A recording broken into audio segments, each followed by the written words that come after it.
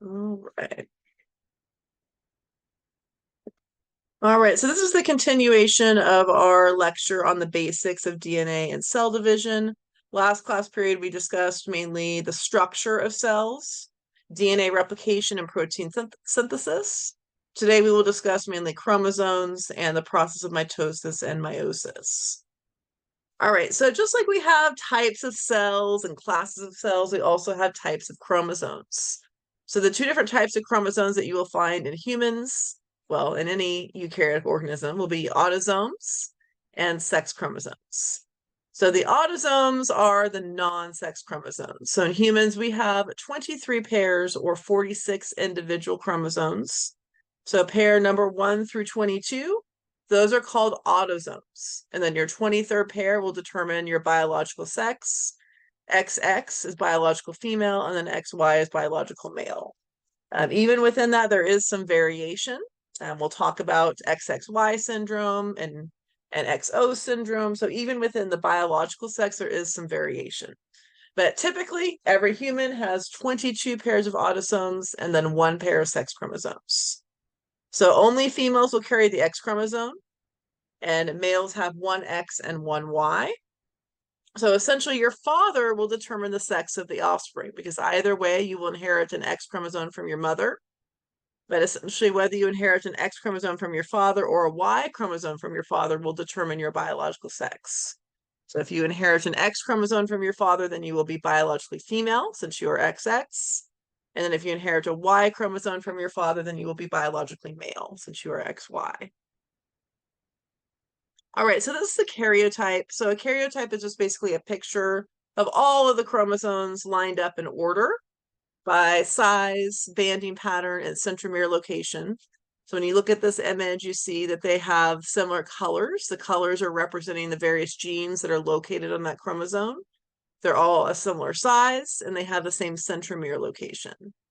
Okay, and then chromosome pair number 1 is the largest, and then chromosome pair number 22 is the smallest. All right, so X chromosomes are typically much larger than Y chromosomes. We'll see an example of a male karyotype here in a second. But the X chromosome carries thousands of genes, whereas the Y chromosome only carries about 100. Okay, but essentially, the larger the chromosome, the more genes are located on that chromosome.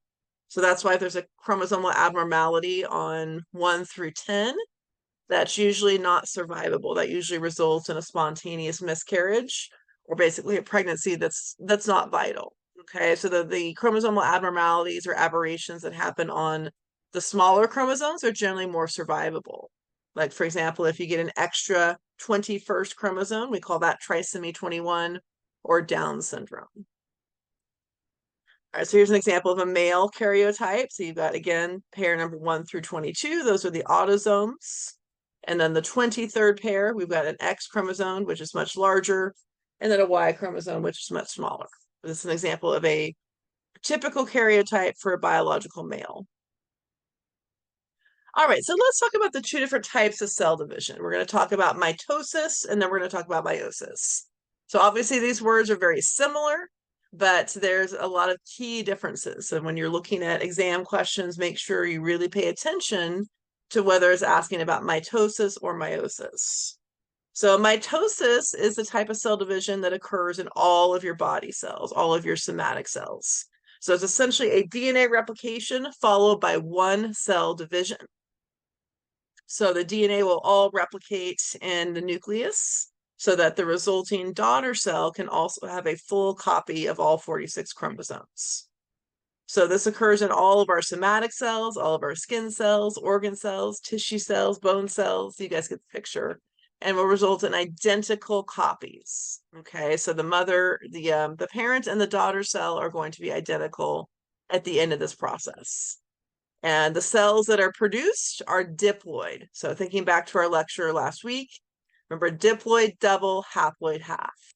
Diploid, double, haploid, half. So all diploid cells contain an entire full set of chromosomes. So that means in the nucleus, there's going to be 46 individual chromosomes or 23 pairs. All right, so mitosis essentially begins immediately after egg fertilization. So the second the sperm cell fertilizes the egg cell, and then it continues all the way throughout our lives. So of course, cells will specialize. Cells become specialized to form certain functions. So some cells will specialize to be tissues, some organs, some blood, some muscles, some organs. You guys get the picture. But essentially, mitosis is occurring in our bodies right now. It begins at the moment of fertilization and continues all the way until death. But depending on the cell type, once the cells specialize, some cells go through mitosis constantly, whereas others go through mitosis much less frequently. So our skin cells are a great example of a cell that goes through mitosis quite frequently because our skin is exposed to the environment. So our skin cells are constantly being sloughed off and replaced, constantly going through mitosis because that's the cells that are most exposed to environmental stressors. Other cells, such as nerve cells, are rarely replaced. So that's also why if somebody gets nerve damage, like a spinal cord injury, it's so detrimental and so catastrophic because our nerve cells simply don't go through mitosis that very frequently. So it's very difficult for the body to repair nerve damage. So in mammals, the entire process takes about 18 to 24 hours. But the actual division process, the prophase, metaphase, anaphase, telophase part, only takes about an hour. Okay. So this picture over here on the right-hand side of the screen, the red part of the circle is representing the prep game or the pre-phase. So interphase is basically the prep phase or the pre-game phase for mitosis to begin. So during interphase, that's when the DNA is replicating.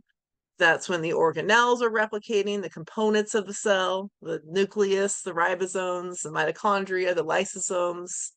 That's when all the organelles and DNA is replicating in preparation for the cell to divide. Okay, so let's pull out our whiteboard here for a second. Okay, let's go here. Let's pull out our whiteboard here for a second, and we'll kind of draw this out.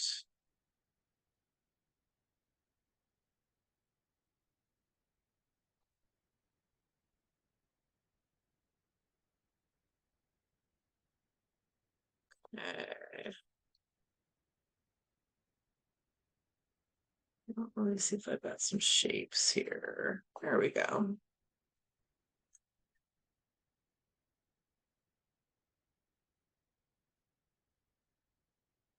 So we're going to draw out the phases here is what we're doing.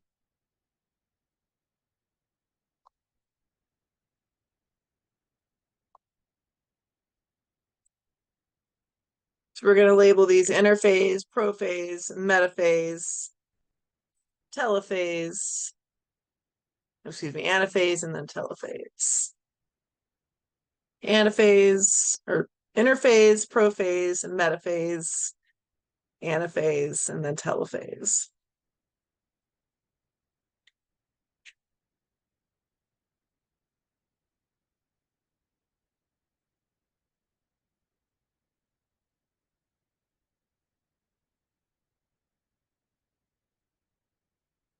All right, so our first one is going to be interphase.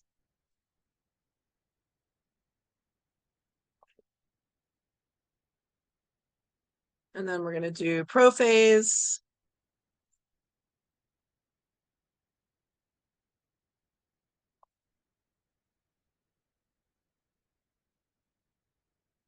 And then metaphase.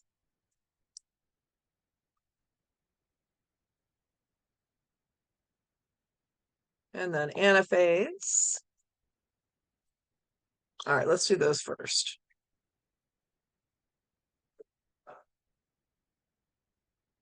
All right, so during interphase, it's just all the DNA is going to look like this. It's in the chromatin phase here. So it's just going to look like a bunch of squiggly lines, a bunch of squiggly spaghetti, all mixed up in the center of the cell. Okay, so during interphase, the main events that are happening, things that are happening are going to be DNA replication. We can't see the whiteboard. You can't see it? No, it just has that sticky note. You can't see the whiteboard. Okay, give me a thumbs up if you can see it.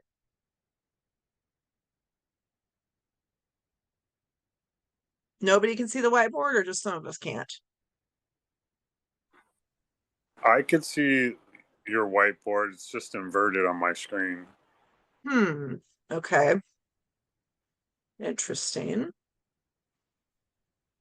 I'm not sure why you wouldn't be able to see it. It shows it. It just all it says is add a sticky note. Press N to place a sticky note on the whiteboard. Okay, so I'm going to put a link in the chat. Try clicking, if you can't see it, try clicking on that link and see if it brings you to it. So if you can see it, obviously don't worry about it. If you cannot see it for some reason, click on that link and see if it brings you to the whiteboard.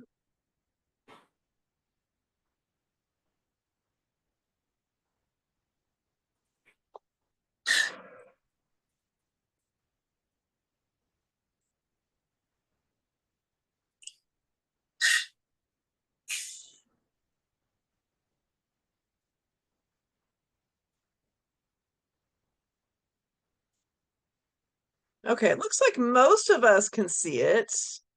Why don't you type it? Just type in the chat box for me whether you can see it or can't see it. So just type yes if you can see it, type no if you can't.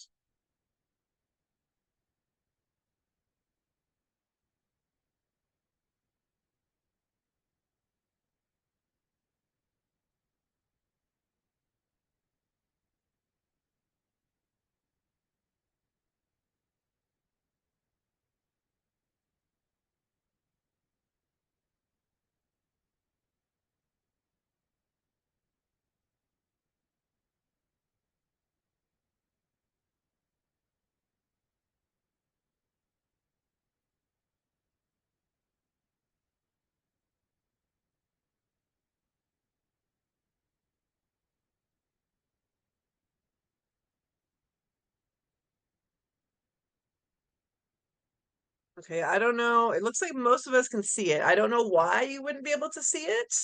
The only thing I can think of is maybe if you don't have an updated version of Zoom. So let's just do our best today, and I will, at the end, I'll take a picture of it and I will email it to everybody. But my advice, if you cannot see it, it probably means you're using a non-updated version of Zoom. So, obviously there's nothing you can do about it this time, but, before you log in next time, my advice would be to do the updates. And that way you'll be able to view it going forward. That's the only thing I can think of, is that that's not an updated version of Zoom, because I didn't put any permissions on it. It should just be viewable on your screen. That's how it's worked in the past. Okay. So if you cannot see it, make yourself a note and make sure you update your Zoom before you log in next time. Okay, fair deal? All right, so interphase, so that's when all the DNA is mixed in the center in that form called chromatin, okay? So that DNA is just all mixed up in the center in the nucleus of the cell. It's going through DNA replication and it's going through organelle replication. Okay, so then during prophase, which is the first stage of actual cell division, so during actual cell division, we're going to have the spindle apparatus is beginning to form, and we're going to have the chromosomes are going to be in sister chromatid form. So please excuse my drawing abilities here on the whiteboard, but they're going to look kind of like this. They're going to be like X's.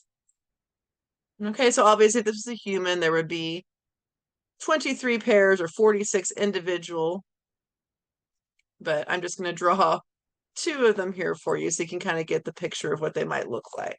Okay, so in prophase, they are in the sister chromatid form.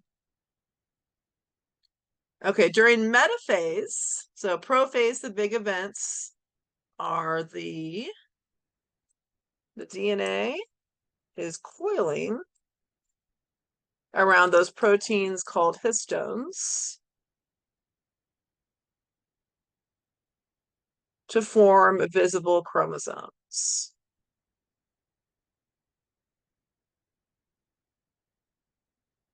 Okay, and the other thing happening is the spindle apparatus is forming. Okay, so those are the big events that happen during prophase. That's the first phase of actual cell division. DNA is coiling around proteins called histones to form visible chromosomes. And then the spindle apparatus is also forming at this time. All right, metaphase, think meta middle. So during metaphase, that's where we're going to see all of the sister chromatids. So I'm just going to draw them as X's here. They're going to be aligned along the equator or the middle of the cell. Okay, so that's metaphase. So think meta, middle. It's the middle stage in cell division. And that also means that all of the sister chromatids are going to be aligned across the equator or the middle of the cell. So the spindle apparatus is going to look kind of like this during metaphase. Okay, so the spindle apparatus is like these little spider web things that are attaching to the sister chromatids. Okay, now during metaphase, our main events, the sister chromatids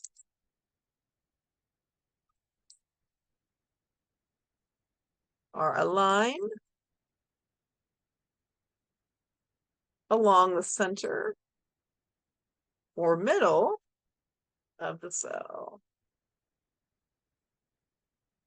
All right, so that's metaphase. All right, then the next one. So after metaphase, we're going to have something called anaphase.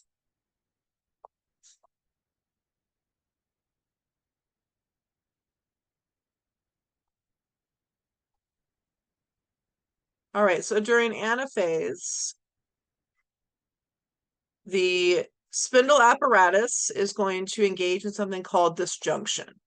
So during disjunction, the sister chromatids are being torn apart, ripped apart at the centromere. Okay, so they're no longer going to be in that sister chromatid form. They're not going to be ripped apart at the centromere, and they are going to be individual chromosomes. Sorry for my horrific drawing abilities here. I'm doing my best. But essentially, the important thing to remember is that during anaphase, those chromosomes are going to be ripped apart at the centromere and no longer in that sister chromatid form. Okay, so they are individual chromosomes at this point. So during anaphase, our big events, sister chromatids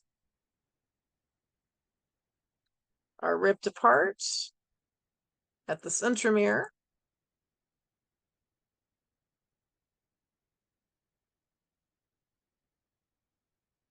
And pulled to opposite poles of the cell. Okay, and this is a process called disjunction. All right, so disjunction is the big event, the big hurrah that happens during anaphase. Okay, so those sister chromatids are now ripped apart and they are at opposite poles of the cell during the process called anaphase. All right, then our last phase, our last stage of mitosis is going to be something that we call telophase, or also called cytokinesis. So that's essentially the last hurrah, the finale of mitosis. All right, so this fifth phase is called telophase or telophase, also called cytokinesis. That's essentially the end result. So during cytokinesis, during telophase, the nuclear membrane, the cleavage furrow is going to start to pinch in and form distinctive cells. Oh gosh, it's really horrific drawing abilities there, huh? Okay. So essentially the cleavage furrow is pinching in to perform this process called cytokinesis. So it's essentially the actual cell dividing there. So it's pinching in to form two distinct cells. Okay, so nuclear membrane.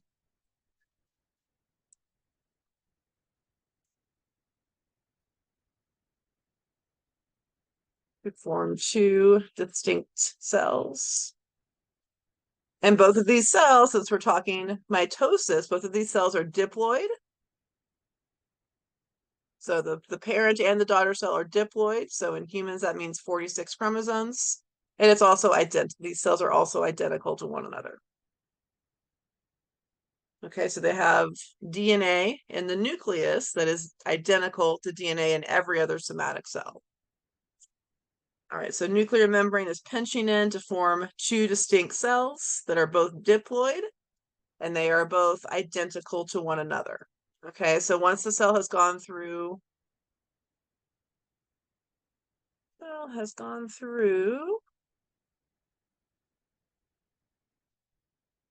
telophase, the parent and the daughter cell go back into interphase. Okay.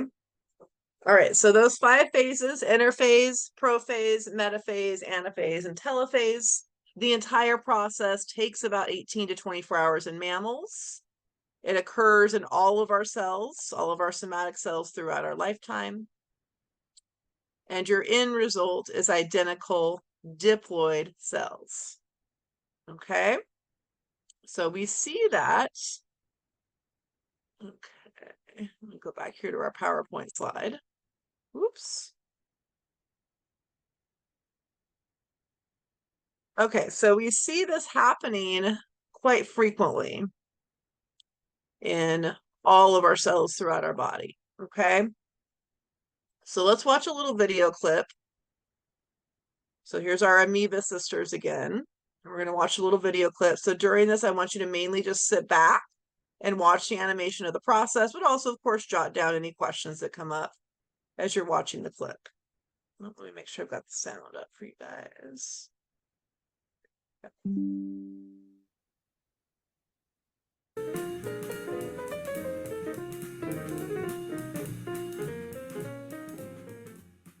Have you ever looked down at your leg or your arm to find some cut and you have no idea where it came from or how you got it? So you put a bandage on it and a few days later it's gone. It's all healed and you don't even think anything of it, of this amazing process that causes this to happen. Or let's say you're looking at your nails and you notice they're a lot longer since the last time you cut them. Or let's say you're looking in the mirror and you notice that you are a lot bigger than you were when you were 5 years old. What do all of these things have in common? Well, one major thing they have in common is mitosis.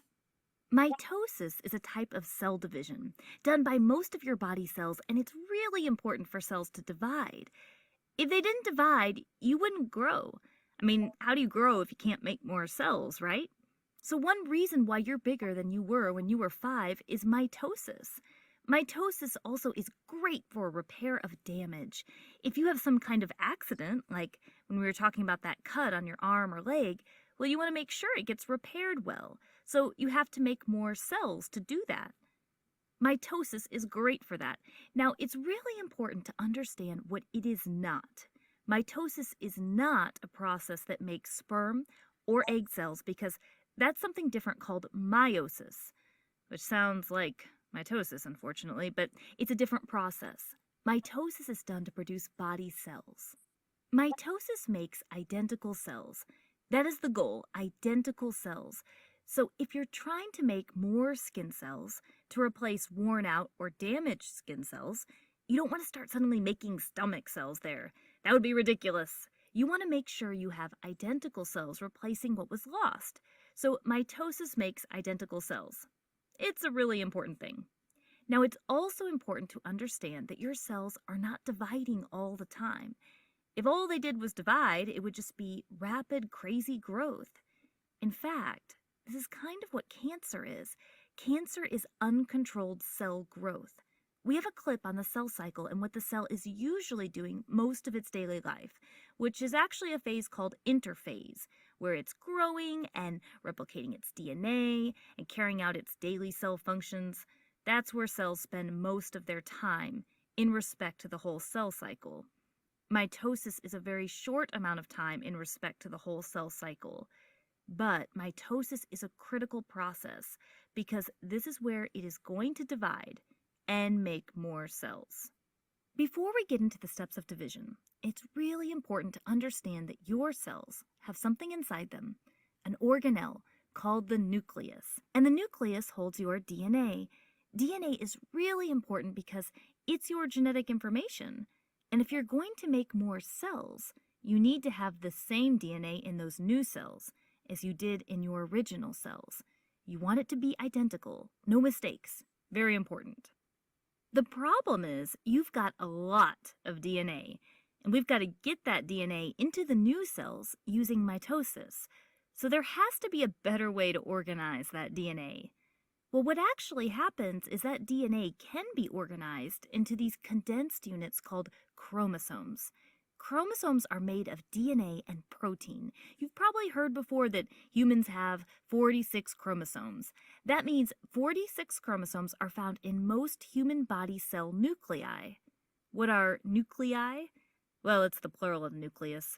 You don't say nucleuses, you say nuclei. Well, in the nuclei, there are 46 chromosomes. Organizing DNA into condensed chromosomes makes it a lot easier to move over when you're making new cells. So if you have 46 chromosomes in a human body cell, you have to duplicate those chromosomes in interphase before mitosis starts. That basically means you're duplicating your DNA, since chromosomes are made of DNA and protein. You have to do this before mitosis starts because if you're going to make an identical cell that has 46 chromosomes, just like the original, well, it makes sense you have to duplicate the genetic material before splitting. So if you look at our cell cycle video clip, we talk about interphase. That's a stage where most of the time cells are spending their time. They're actually duplicating their DNA during that time. So ready for the tricky part? Well, because we tend to count chromosomes by the number of centromeres present, when the 46 chromosomes duplicate, we still say there are 46 chromosomes, as the sister chromatids are still attached, and we're counting by centromeres. So 46 chromosomes here, they replicate in interphase, and you still have 46 chromosomes in this picture, but you went from 46 to 92 chromatids. We have a video explaining that in more depth and how that factors in for mitosis. Okay, so now we can get right into mitosis. I like to tell students to remember PMAT. It's a little acronym that helps you remember. The P is for prophase, the M is for metaphase, the A is for anaphase, and the T is for telophase. So remember PMAT, the stages in order. The very first step is prophase. Prophase because it's the beginning step, the nucleus is still there, and it's going to go away later on, but this is a stage where it's actually still there. The chromosomes are visible. In fact, we say they're condensing, which means they are thickening and visible. The next stage is metaphase. M for metaphase, but I also like to remember M for middle because in this stage, the chromosomes line up in the middle of the cell. The nucleus has been disassembled, it's no longer there, so we've got the chromosomes in the middle waiting there. Next, the A is for anaphase. In anaphase, I like to think as the A for away. The chromosomes move away. They are moving to opposite sides of the cell, so they are moving towards the poles of the cell. Now, one thing to point out, these chromosomes, they're not moving by themselves. They actually have something called spindles. These spindles are fibers that help move the chromosomes to the ends. Kind of helps them move along. The last stage of mitosis, think T for telophase. In telophase, the chromosomes are actually at the complete opposite ends, and new nuclei are forming on each side to make these two new cells. The nuclei are starting to surround the chromosomes on both sides. I like to think of the T for 2 because you can really see in this step that the end goal is going to be 2 cells, and in the human body, they're each going to have 46 chromosomes. And again, remember, they are identical. Now, cytokinesis is responsible for the final separation into 2 cells by splitting the cytoplasm, which completes after the PMAT mitosis stages. So why did all this matter? Without understanding cell division, we wouldn't understand how growth and repair happens, because they both require more cells to be made. Understanding mitosis is also very important for cancer research. Cancer itself is uncontrolled cell growth. So, in other words, uncontrolled mitosis. Well, that's it for the Amoeba Sisters, and we remind you to stay curious.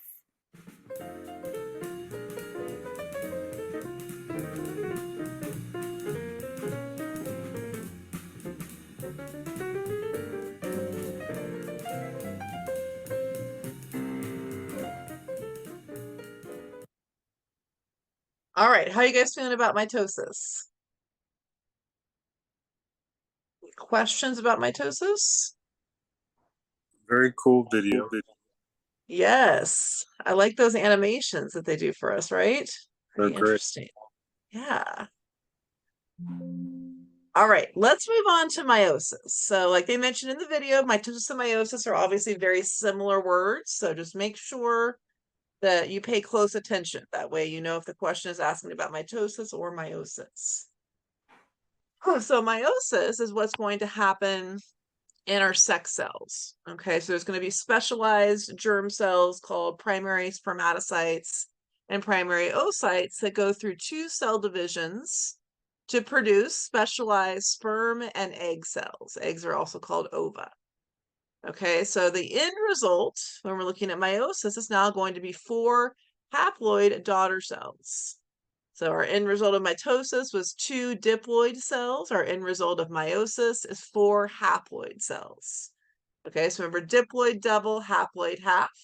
So in humans, if every single somatic cell has 46 chromosomes, that means that every single gamete, every sperm cell, every egg cell is going to have 23 chromosomes. Okay, so meiosis also has a process called genetic reshuffling. We call that independent assortment and crossing over. So it's essentially all of the genes shuffling and mixing up during the process of meiosis. So every single human is essentially capable of producing over 1 million different unique gametes. So that's why even if you have the same mother and same father as your siblings, you don't look identical, because every single time your parent creates a gamete, it's going to be genetically unique. And then the process of sexual recombination happens, and that sperm cell and egg cell come together, and then they become even more unique. Okay. All right, so let's talk first about meiosis in males. So I mentioned that meiosis will begin in these specialized germ cells. So for males, meiosis begins in a specialized germ cell called a primary spermatocyte. So this is a specialized somatic cell that's found in the testes of males, and it will divide to produce genetically unique sperm cells. So in males, this process won't even begin until puberty. Okay, so generally around 11, 12, 13 years old. And it will continue all the way until death, although the production of sperm cells does slow down later on in life, sometime between the age of 40, 50, 60, so on and so forth. As testosterone slows down, the production of sperm cells also slows down. Okay, so it begins at puberty but ends at death. Sperm cells are produced and stored in the epididymis for about 10 to 20 days. So if they're not used, they're usually reabsorbed by the body. Okay, so that's why for males, it's not as detrimental for males if they have children later on in life, just because those sperm cells are constantly being reproduced. But for females, it's a little bit different. So for females, they have a specialized somatic cell called a primary oocyte.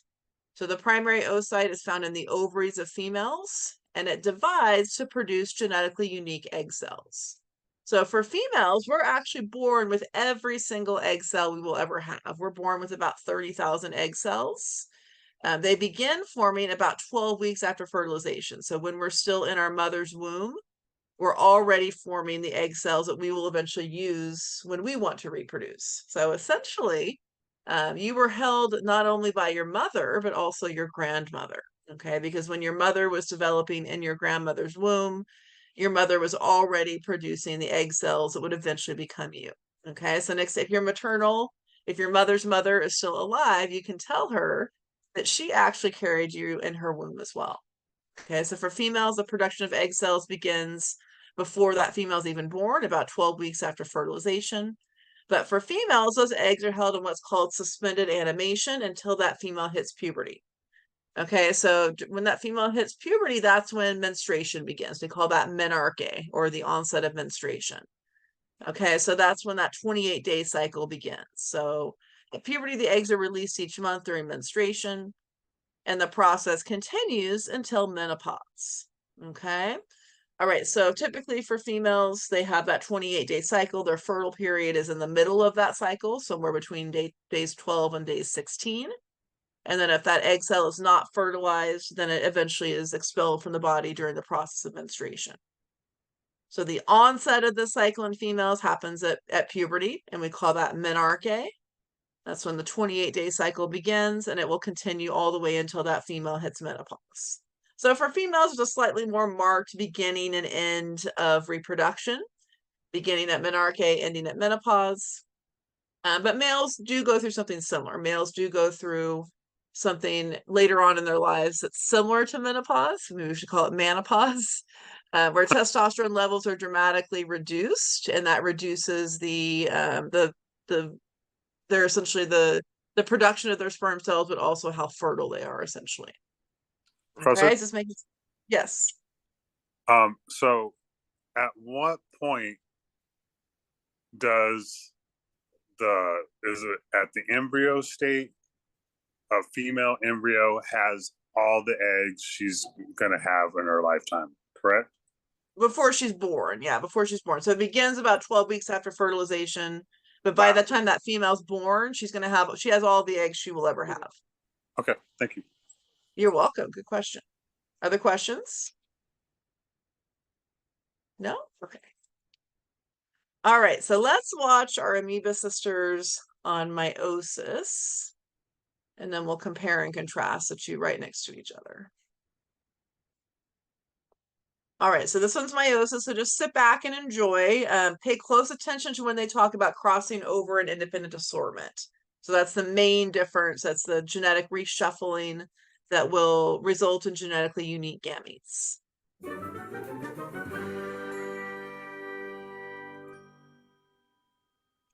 Have you ever wondered how two siblings can have the same mom and dad and still look so different? Well, today we're going to talk about a process that makes that possible, a process called meiosis, not to be confused with mitosis, which sounds unfortunately similar. Mitosis makes identical body cells, like your skin cells and stomach cells. Recall from our mitosis clip that since it makes identical body cells, mitosis is important for growth and for repair of damage, or to replace worn-out cells. But not meiosis.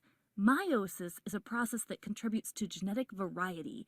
Meiosis also doesn't make body cells.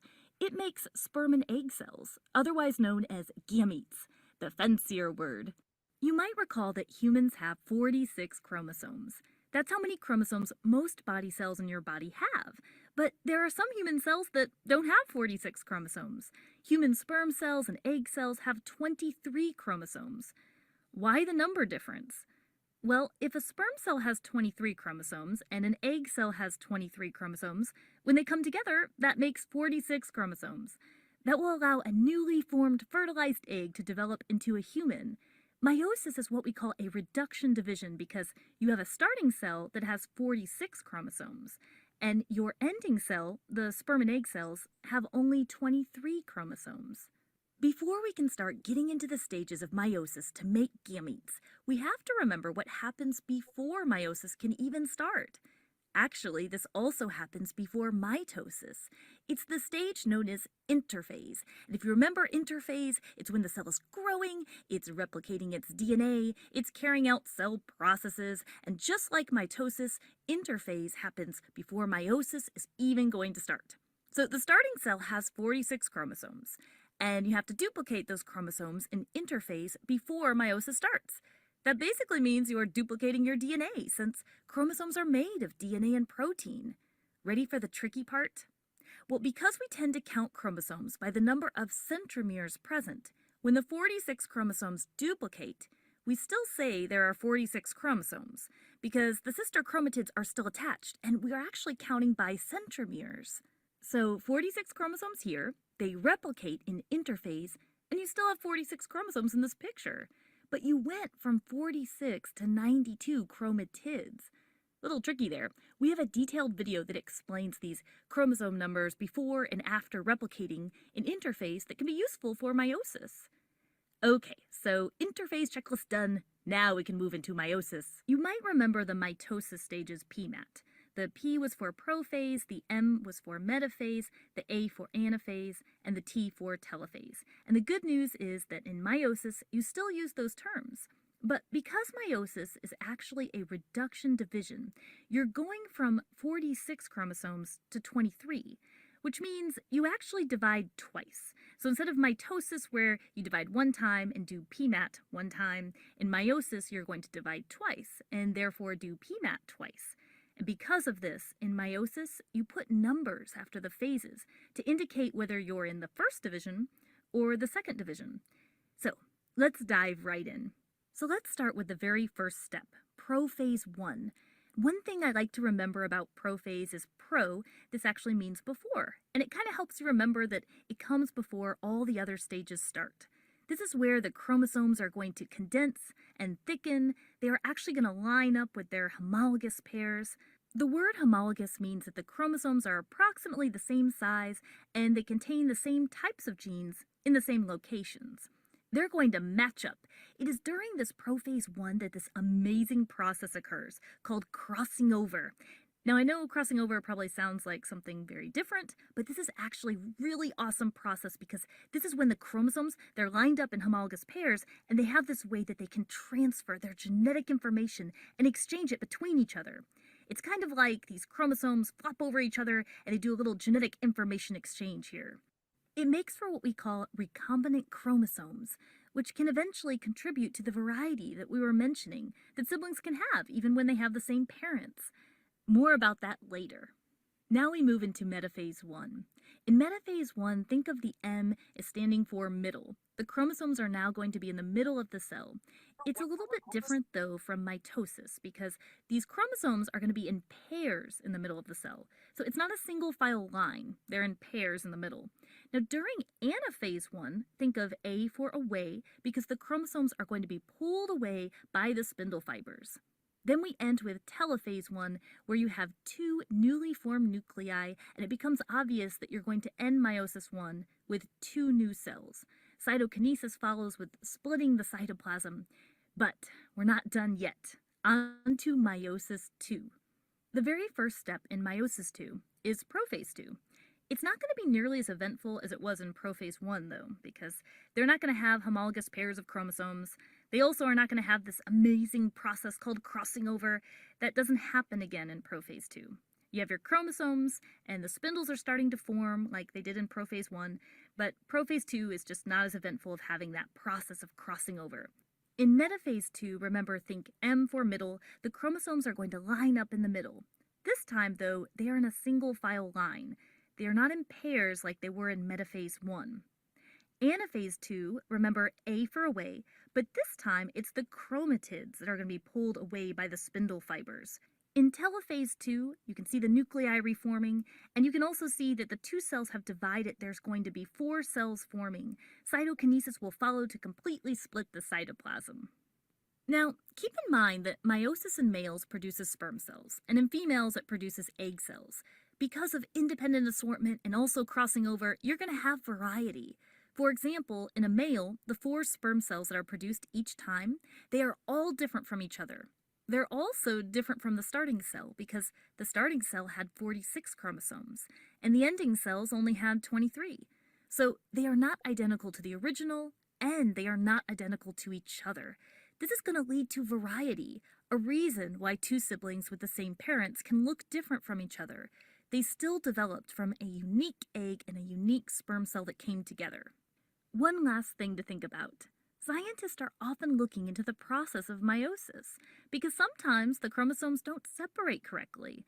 It's called non-disjunction when a cell can receive too many or too few chromosomes in the separation. This contributes to some genetic disorders, which is something scientists continue to study. Well, that's it for the Amoeba Sisters, and we remind you to stay curious.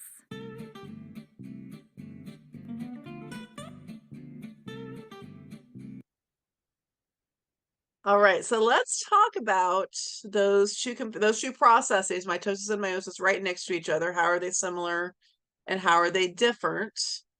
And then we'll also talk about some of the errors that can happen. Okay, so here, this slide here is going to show you these two processes right next to each other. So obviously these are very similar words and they have some similarities. So let's look at how they're similar and how they're different. So mitosis produces identical somatic cells. Is essentially the function or why we care about mitosis. Without mitosis, our tissue cells could not repair themselves and they couldn't grow. So we could not have growth and tissue repair without mitosis. Our end result, two identical diploid cells. So diploid meaning that every nucleus of a somatic cell is going to have 46 chromosomes. So the nucleus, the chromosomes within the nucleus of a skin cell are identical to the chromosomes within the nucleus of a nerve cell, for example. So this process occurs throughout the body, beginning at fertilization and ending at death. All right, then meiosis is the production of genetically unique gametes, so sperm and egg cells. The function, essentially, why do we care? Without meiosis, we could not have reproduction and we could not have genetic variation. And of course, genetic variation is extremely important for adaptation and for evolution. In the game of evolution, diversity will always win. You'll hear me say that a lot this semester. So we care about meiosis because it allows for sexual recombination and reproduction, obviously, but it also allows for evolution to occur properly. So your end result of meiosis is 4 non-identical haploid cells. So haploid meaning 23 chromosomes in the nucleus of every sex cell, every gamete. And it will occur specifically in the ovaries of females or in the testes of males. Okay? So those are the two processes right next to each other so you can see the differences. All right, so the video touched on a little bit. There are sometimes chromosomal abnormalities or aberrations. So this will occur when there's a process called non-disjunction. So you remember I mentioned anaphase generally results in disjunction, where the sister chromatids are being successfully ripped apart.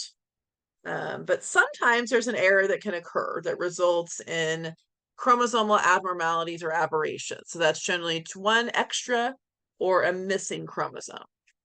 Okay, so some examples, chromosomal mutations. These are mistakes that result in an extra or missing piece of a chromosome, an entire chromosome or set of chromosomes. And then a chromosomal anomaly. So something out of the norm is having too many or too few chromosomes. So a very common example is trisomy 21, or commonly known as Down syndrome. But that essentially means there was a non-disjunction on the 21st chromosome that resulted in that gamete having an extra chromosome. So essentially, once that gamete with the extra chromosome combined with a normal gamete, you ended up with 3 21st chromosomes instead of just a pair. All right, so chromosomal aberration is just something so serious that it can result in an early miscarriage. Okay, so sometimes these chromosomal abnormalities are far too severe for survivability. So that means that the fetus essentially is not viable. It will not survive to birth, or it would not be viable to survive a long-term in life, essentially. All right, so non-disjunctions occur when the chromosomes fail to separate properly during cell division, and more specifically during anaphase. If a non-disjunction occurs during meiosis, then the resulting gametes will have an improper number of chromosomes. So the standard, what we see the majority of the time, is what we call disomy. So break that word up again. Di means 2, somy means chromosome. So this is the standard or typical condition for humans. Refers to the 2 chromosomes that make up each pair. And then a monosomy is when one pair is missing. So an example of that would be Exo syndrome or Turner syndrome. So that means that the individual has one X chromosome, but did not inherit an X or a Y chromosome from the other parent. And then an example of a trisomy, so tri means 3, somy means chromosomes. That's when there's an extra chromosome present. So the examples of this, trisomy 21 or Down syndrome, trisomy 11, which I believe is Edwards syndrome, and then trisomy 18, which is Patau syndrome. So essentially, the smaller the chromosome, the less genetic material that's contained on that chromosome. So you won't generally hear about a trisomy 1 or a trisomy 2 or trisomy 3 or trisomy 4, simply because those chromosomes are too large and they contain far too much genetic material. So if a non-disjunction occurs on generally chromosome 1 through 10, that's going to be too severe for survival. So spontaneous miscarriages most of the time are the result of these non-disjunctions.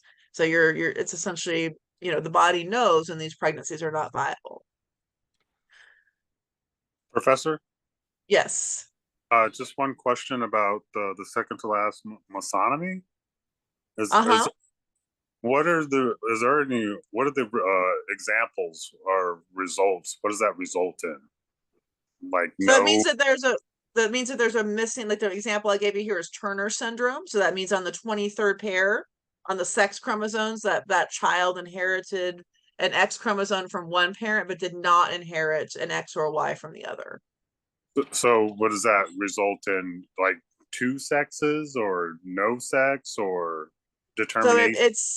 I mean, I have to pull it up for you. I don't know. I don't have the symptoms memorized, but it's a non-disjunction that occurs on the sex chromosome. So it means that individual is going to have one X chromosome, but does not have a second X and does not have a Y. Okay. So that's why even biological sex is not necessarily cut and dry. It's not necessarily just male or female, because there are other aberrations. There are other examples of individuals that are not strictly XX or XY. Is that making sense? Sure. Because Yeah. there's XO. It's not nothing's as clear as nothing's as cut and dry as anybody wants it to be, because there are aberrations other than XX and XY. There's XO syndrome, there's XXY syndrome, there's XYY syndrome. There's examples of humans that have male testes and male internal organs and female external and vice versa. There's aberrations, there's abnormalities that are not within the norm. Great. I see. Thank you. You're very welcome. Yeah, nothing's ever easy, right? There's always exceptions to the rule. Yeah, we just use male and female as the norm. Yeah. I mean, that's a typical or the standard condition. Yeah, typically in most humans you're going to see XX and XY. But there are variations on that, and there are definitely actually humans that have these aberrations and are still fertile. So there's a lot of scientists that actually argue that there should be 5 sexes, not 2. Okay, we don't necessarily have time to get into that today. I want to make sure to get through this lecture for you guys today. But yeah, there are some scientists that really don't think that humans can be categorized into 2 sexes, even biologically speaking. All right, so genes. So just like there's types of cells and types of chromosomes, there's also going to be types of genes. So genes, we've already kind of touched on this a little bit in our homework when we did our Punnett squares. But genes are essentially the segments of a chromosome that code for a specific protein, which is essentially what makes us up structurally, what makes up our bodily structures and our regulatory functions. Okay, so structural genes are responsible for bodily structures. They code for essentially the bones that make up our arms, or the pigment that makes up our skin tone, the pigment that makes up our eye color, our hair color, etc. And then regulatory genes are going to turn other genes on and off. You may also hear those called Hox genes. All right, so polymorphisms. Each gene has a specific physical location. So we call that the locus. So here in this example, we're looking at alleles for plant color. So there's an allele for purple color, and then there's an allele for a white color. So that combination will make up the genotype. Okay, so in this example, if the purple allele is dominant over the white, then the overall phenotype for that organism would be purple color. Okay, or if the white is dominant over the purple, then it'd be the opposite. But essentially, this is just an example that's showing you that band there. So the genes are usually represented in this banding pattern. And there's an allele for a purple color and an allele for a white color. So this particular individual would be heterozygous since they inherited chemically different genes. Okay? All right, so genotypes are essentially the genetic makeup of the organism. So when we do the basic monohybrid Punnett squares, there's only 3 possibilities, okay? For the basic monohybrid, or one gene, one protein type Punnett squares, there's only 3 possibilities. There's either homozygous dominant, heterozygous, or homozygous recessive. So homozygous dominant just means that you inherited a dominant gene from both mom and dad, and you're always going to represent the dominant genes with an uppercase letter. Okay, so homozygous dominant is always represented by 2 uppercase letters. So in this example, a big A and a big A. Or you could inherit a dominant allele from one parent and a recessive from the other. So we call that heterozygous. So a big A and a little a in this example. Or your third possibility is homozygous recessive, meaning that you inherited a recessive allele from both of your parents, represented by 2 lowercase letters here. So think genotype, genetic makeup, and then phenotype, physical. Okay, so phenotype is the physical expression or the physical manifestation of the genotype, and it can also be influenced by environmental circumstances. Okay, so it's just, we're looking at one trait at a time. So in some of your examples you did for homework, you looked at things like earlobe form, whether or not the individual can roll their tongue, whether or not they can taste PTC, whether or not they have a widow's peak or a straight hairline. Those are all examples of phenotypes, but think genotype, genetic, phenotype, physical expression. So chemically identical alleles are always going to be called homozygous. So the 2 types are homozygous dominant, so 2 uppercase letters, and the second type is homozygous recessive, or 2 lowercase letters. Chemically different alleles are always called heterozygous. So heterozygous is 1 copy of the dominant allele and 1 copy of the recessive. All right, so ABO blood typing is an example of polymorphism and also an example of codominance in humans. So human blood type is a genetic trait with different alleles, and it's an example of a polymorphism because there's more than 2 variants. So in humans, we have 4 different possible ABO blood types. We have blood type A, blood type B, blood type AB, and blood type O. So let's draw it out here on a whiteboard, actually.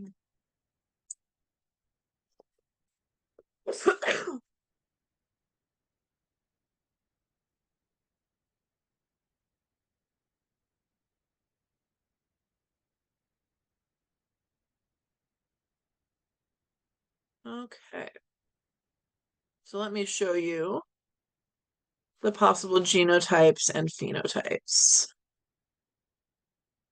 Let me see here. Thought we had a chart option, but just try it like this. Let's do 2 squares here.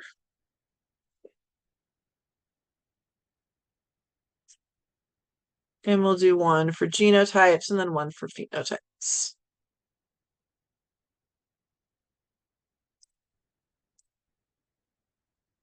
And then this one here will be phenotypes.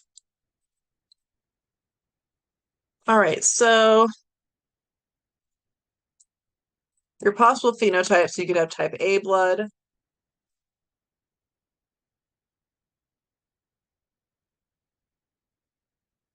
you could have type B blood, you can have type AB blood, which is going to be our codominant condition, or your last possibility is type O. Okay, so those are your 4 possible phenotypes when we're discussing ABO blood typing. Okay, those are your 4 possibilities. So there's 4 possible phenotypes, but there's actually going to be 6 possible genotypes. Okay, so let's actually put this. Oh, it's not going to do that. Okay, so if you're blood type A, you could either be AA like this, or your second possibility is AO. Okay, because that A allele in ABO blood typing, that A allele is going to be dominant over the O allele.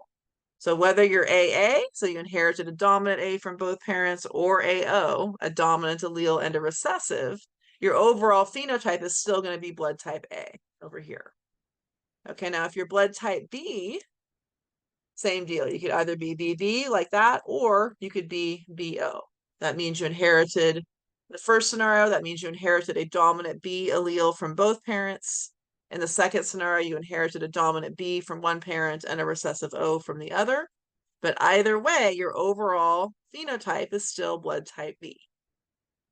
Okay, the next possibility, if you have blood type AB or the codominant condition, your only possible genotype is AB. You inherited an A allele from one parent and a B from the other. So that means that both the A allele and the B allele are expressed in the phenotype essentially. So that's blood type AB.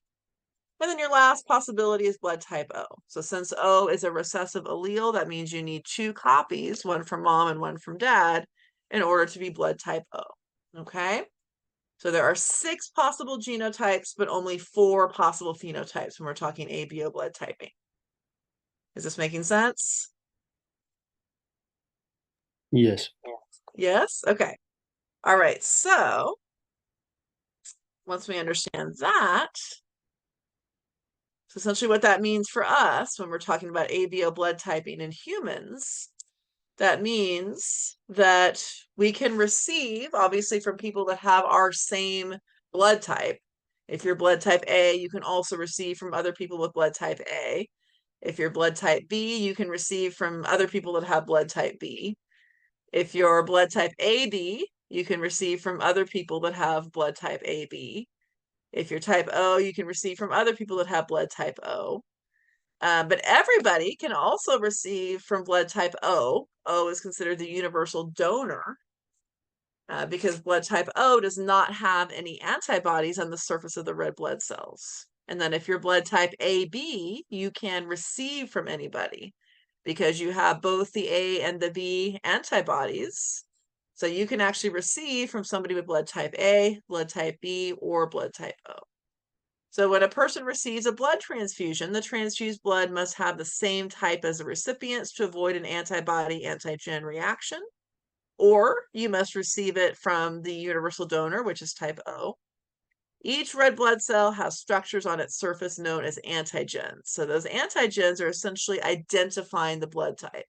So blood type A has A antigens, blood type B has B antigens, blood type AB has both A and B antigens, and blood type O has no antigens. Okay, so if the wrong blood type is given to a person, the body's immune system essentially recognizes those new antigens as foreign. Okay, so for example, if you have blood type A and you receive a blood transfusion from somebody with blood type B, there's going to be this antigen antibody reaction. Okay, so essentially what happens is the antibodies attach themselves to the foreign antigens, causing clumping and clotting of the red blood cells.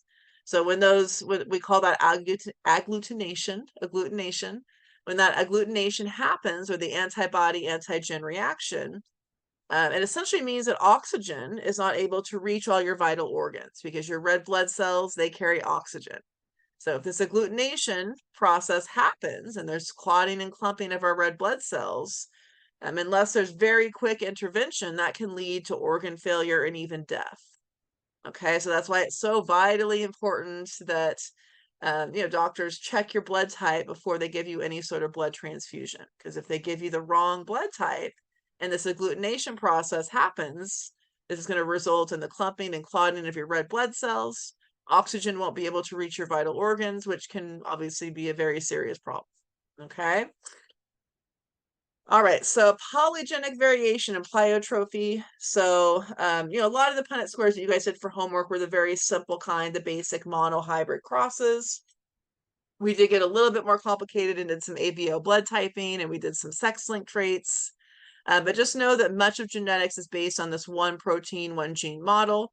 However, many traits are what we call polygenic and determined by genes at more than one locus. Okay, so break that word up. Poly means many, genic means genes. So polygenic traits are determined by genes at 2 or more loci. Remember, loci is a location of the genes on the chromosomes. And polygenic traits are also environmentally influenced. So a great example of this is the pigment in our skin. So there's 2 different types of pigment. There's the darker pigment, which we call eumelanin, and the lighter pigment, which we call pheomelanin. And there's obviously various variations in between. There's not just 1 or 2 or 3 or 4 different types of skin tones. There's hundreds of variations, obviously. It's not something that's easily determined. So skin color is determined by at least 3 separate genes and is also influenced by environmental circumstances. And we'll learn later on in chapter 5 and topic 5, it's heavily influenced by how close our ancestors were to the equator. So if your ancestors evolved closer to the equator, then you were exposed to higher amounts of UV radiation, and it became advantageous to have the darker melanin. So that eumelanin essentially worked as a sunscreen that protected you against UV radiation. Okay, so if you can trace your recent ancestry back to the equator, then you likely have more dark skin, or you have darker skin. If you can trace your ancestry back to the northern latitudes, so closer to the poles, it's more likely you have more of the pheomelanin, the lighter skin. Okay, so skin tone, skin pigmentation is simply an adaptation to varying levels of UV exposure. Nothing more, nothing less. Okay. All right. So questions so far? Anything that's feeling unclear? Or feeling good? Is there anything from your homework that was unclear? You guys are feeling pretty good? Okay. Any types of Punnett squares you guys want to see on the whiteboard? We've got a few more minutes. Anybody want to see a Punnett square on the whiteboard?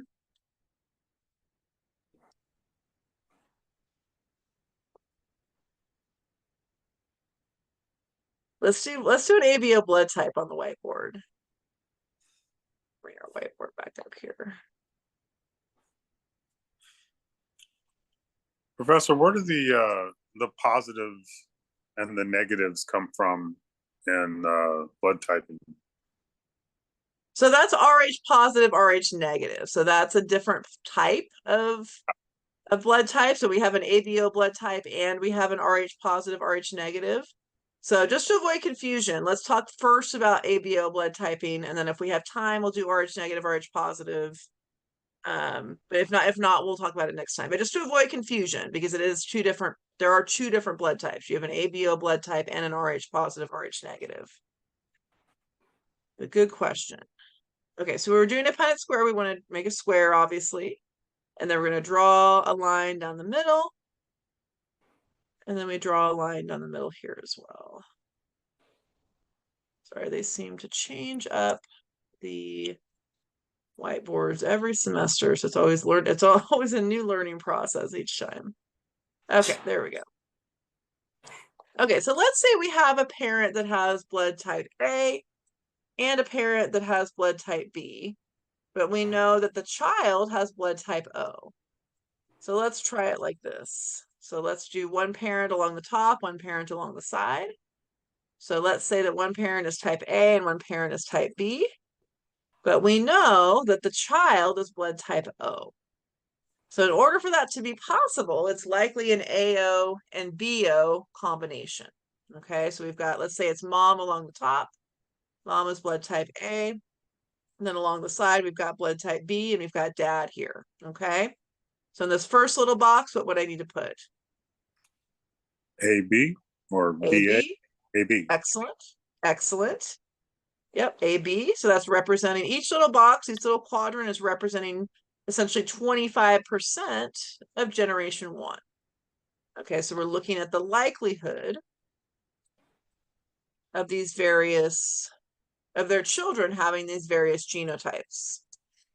Okay, so each little quadrant is representing 25% of generation 1 here. Okay. All right, so we've got AB. So what would go here in the second little box? And we always write the dominant gene first. BO. BO, excellent. And then what goes down here in this box? AO. AO, beautiful. And then what goes in our last box? Little o, little o. Little o, little o. Beautiful. Okay, so essentially, this is telling us the likelihood of their children having these various genotypes, these various blood types. So in this particular scenario, essentially they have an equal likelihood of having a child with the 4 different ABO blood types. They have a 25% chance of having a child with type AB. They have a 25% chance of having a child with type B. They have a 25% chance of having a child with type O. And then they have a 25% chance of having a child with type O blood. And this is actually my parents' scenario. I always forget who. One of my parents is type A and the other is type B. But I am type O and my sister is type AB. Okay? So every single time this mom and this dad produce a child, they have a 25% chance of each of the blood types. Okay? Is this making sense? You guys are feeling okay? All right, if you haven't already, please make sure that you do check in assignment number 1, which is Punnett squares. So it goes over the monohybrid Punnett squares, ABO blood typing, and also sex linked. And in the instructions for that assignment, it's me going over, it's like an hour-long lecture of me going through the entire assignment. So if you're struggling, please make sure to watch that lecture and it'll bring you through stuff step by step. Or of course, reach out to me, come to me during office hours if you're stuck. And then you should also upload. We finished the chapter 3 lecture today. We finished the basics of DNA and cell division. So please make sure you go ahead and upload your notes for that sometime before Wednesday night. Okay. And then Wednesday, we're going to delve right into topic 4, which is the forces of evolution. So if you haven't already, please make sure you read chapter 4 and make flashcards for all the bold terms. Okay. These chapters are pretty dense in bio, guys. So of course, I always recommend that you review things and read the chapters and make flashcards. But if you're struggling, if you're having trouble with the polls, if you're having trouble with memorizing some of these concepts, I do really, really, really highly recommend you spend some time making flashcards. Okay. It will really, really help if you start memorizing what these terms mean. Sound like a fair plan? It does. Yes. Awesome. All right, guys. Well, that's all I've got for you today. I will see you guys all on Wednesday and have a wonderful couple days. You Thank too. you. Thank you. You're very welcome.